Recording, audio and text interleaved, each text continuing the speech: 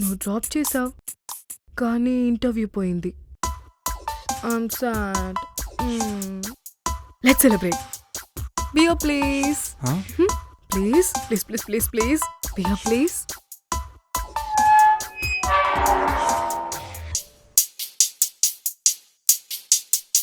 Wine shop ఎక్కడా? ఏమో.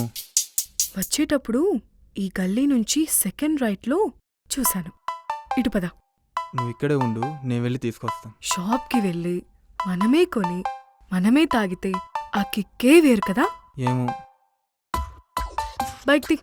అంటే వెనక అమ్మాయి అంటే కష్టం. అయితే మందోకేనా? వద్దు, నువ్వు వచ్చి బైక్ తీరా బాబు, తీ.